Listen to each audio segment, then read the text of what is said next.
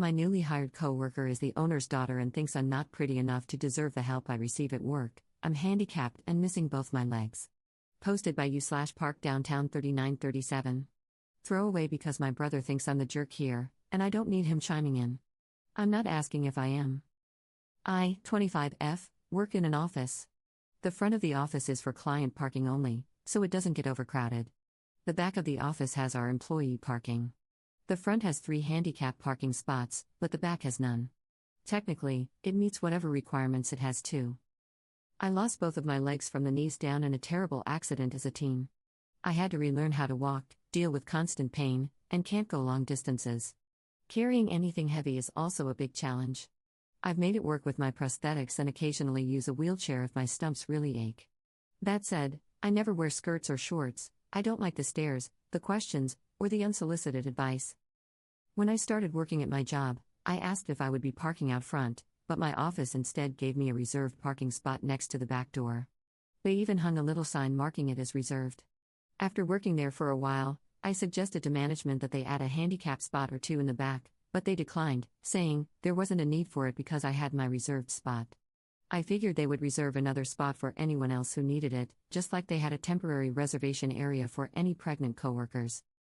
Last week was rough. One of my legs had splintered, it's the best word I have to describe it, after a bit of a fumble on my part. So I had no choice but to use the wheelchair until I could get my replacement. Since I dislike being legless, it makes me very self-conscious. I still wore my prosthetics. I pulled into the back parking lot to see my spot taken by a pretty little car. I'm a sucker for green. The front parking was also full, so all that was left was the parking in the way back. Instead, I just turned around, pulled into the front client parking area, parked, hung up my placard, and went inside. I immediately found my boss and explained about my leg, the parking situation, and what I had done. He wasn't pleased that someone had taken my spot and told me to just get to work while he looked into it. Around lunchtime, he found me and explained that it was the owner's kid. She had just started working here and didn't know about the parking. He said she wouldn't be parked there again tomorrow. Cool, just a newbie in a mix-up. The next day rolls around, and that pretty little car is back where it doesn't belong. I do the same thing as the day before, and my boss looks frustrated. He heads off to have a chat. At some point, my boss comes back to me with a stack of paperwork. He tells me that the new girl is kicking up a fuss about the parking spot and trying to threaten him because, you know who my dad is, right? So he's done with it. Instead of taking it up the ladder and fighting against her to get the boss man to see reason, he's submitting paperwork to HR about the lack of handicap parking in the back. Since I started working here, HR and our accessibility department have changed hands, and he knows there are a few people there who are very accommodating. I filled out the paperwork, and he took it from there.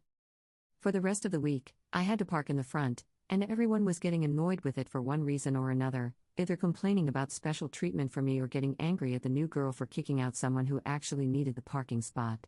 A lot of people started giving her the cold shoulder, and she couldn't understand why. More people have been checking on me and offering to help carry things. She saw this and decided that I'm not pretty enough for that kind of attention and that I'm unprofessional.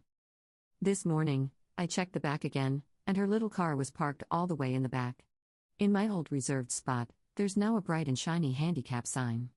I rolled in to hear her loudly complaining to the front-end staff, demanding they set a time for her to meet with her daddy today because she can't be bothered to walk across a parking lot on perfectly healthy legs, judging by her skirt and heels.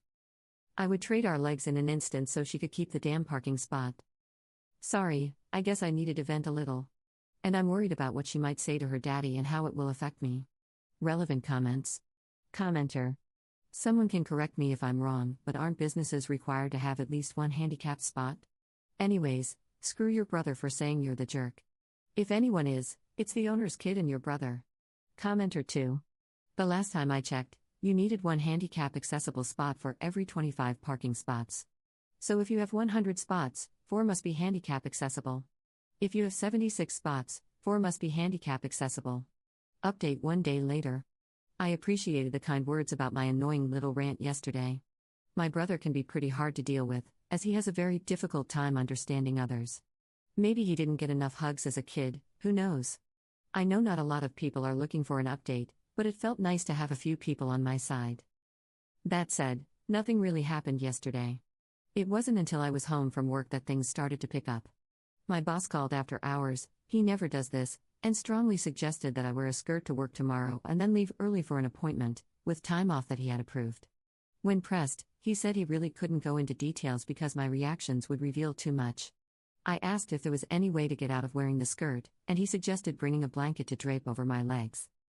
My boss has never asked me for anything like this before, but I had the feeling it was to drive home a point. So, against my own feelings, I wore the skirt and went into work today.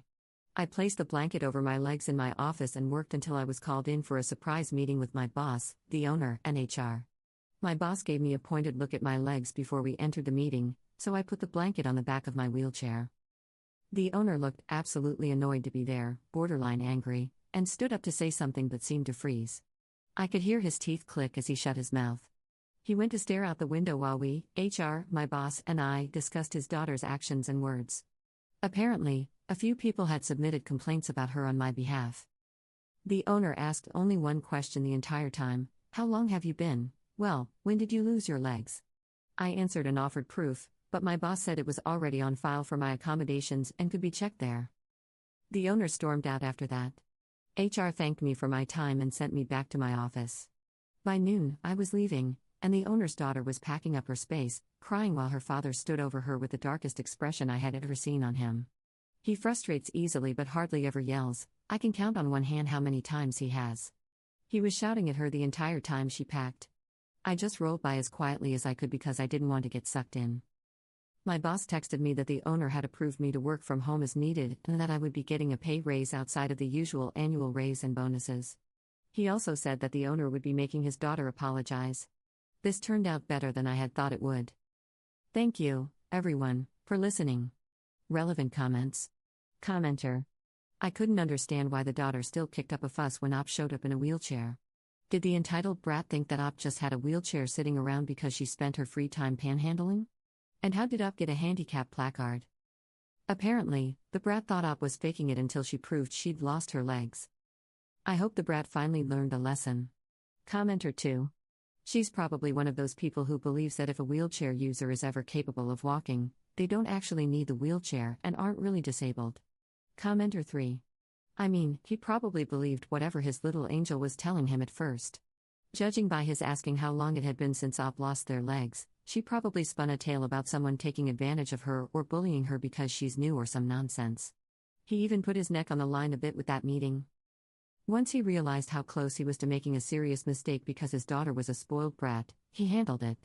Maybe a little overboard since he was yelling in the office, but that could very well be the first tough parenting she's ever received.